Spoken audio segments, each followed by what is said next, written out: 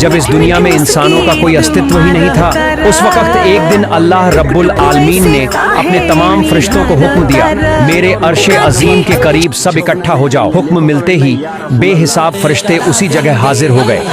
तब अल्लाह ताला ने फरमाया, मैं जमीन पर अपना एक नुमाइंदा भेजना चाहता हूँ। फरिश्ते हैरान होकर बोले, ए परवरदिगार, क्या आप ऐसी मखलूकन को जमीन पर लाना चाहते हैं जो वहां फसाद करेगी, खून खराबा मचाएगी?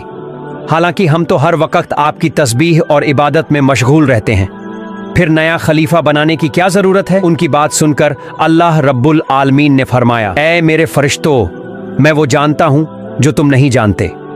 इंसान कैसा होगा, कौन मेरी इबादत करेगा और कौन नाफरमानी करेगा, इसका इल्म सिर्फ मेरे पास है। मैंने तुमसे मशवरा नहीं मांगा, सिर्फ बता दिया। अल्लाह ताला की बातें सुनते ही फरिश्ते अपनी गलती समझ गए और फौरन तौबा करने लगे और अल्लाह से माफ़ी मांग ली। फिर अल्लाह ताला ने अपने 4 बड़े फरिश्तों को बुलाया, हज़रत जिब्रील, मीकाइल, इज़राफील और अजराइल अलैहि वसल्लम। हुक्म मिलते ही सब हाजिर हो गए।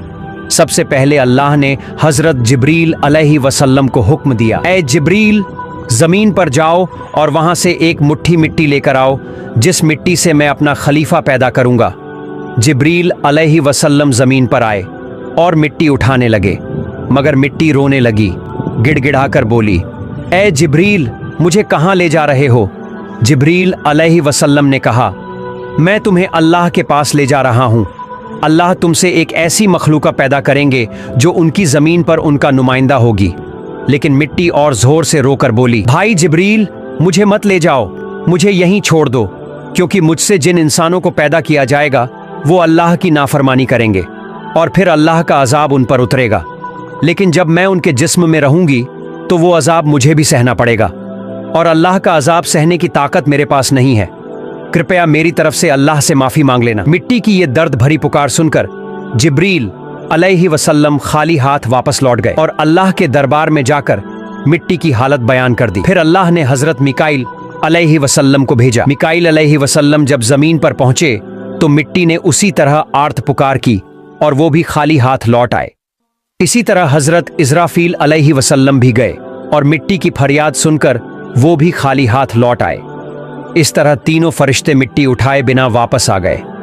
आखिरकार अल्लाह रब्बुल आलमीन ने हज़रत अज़राइल अलैहि वसल्लम को ज़मीन पर भेजा। जब हज़रत अज़राइल अलैहि वसल्लम ज़मीन पर पहुंचे तो मिट्टी ने भी उनसे रो रो कर कहना शुरू किया, ए अज़राइल, मुझे मत ले जाओ, मुझे यहीं छोड़ दो। लेकिन हज़रत अज़राइल अलैहि वसल्लम ने दृढ़ आवाज़ में कहा, ए मिट्टी, मैं तुम्हारी बात पर कभी भी वापस नहीं जाऊंगा, क्योंकि मुझे अल्लाह ने हुक्म दिया है और मैं अल्लाह के हुक्म की खिलाफ वर्जी कभी नहीं करूंगा।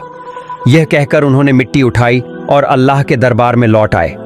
अल्लाह ताला ने उन्हें बहुत खुश होकर फरमाया, ए अज़राइल, चूंकि तुमने मेरा हुक्म पूरा किया इसलिए मैं तुम्हें एक ख़ास जिम्मेदारी दे रहा हूँ।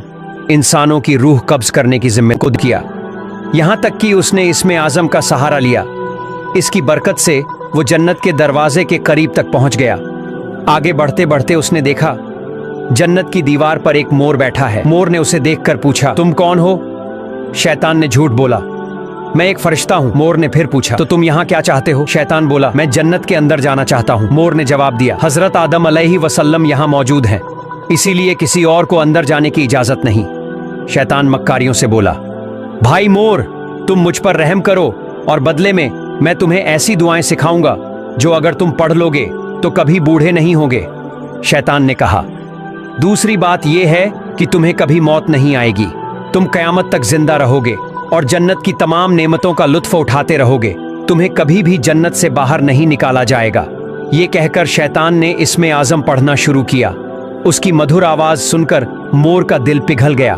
मोर ने उसे जन्नत के दरवाजे तक पहुंचा दिया। वहां एक बड़ा सा सांप पहरेदारी कर रहा था। मोर ने सारा वाकया सांप को सुनाया। सांप ने शैतान से पूछा, तुम कौन हो? शैतान ने पहले की तरह झूठ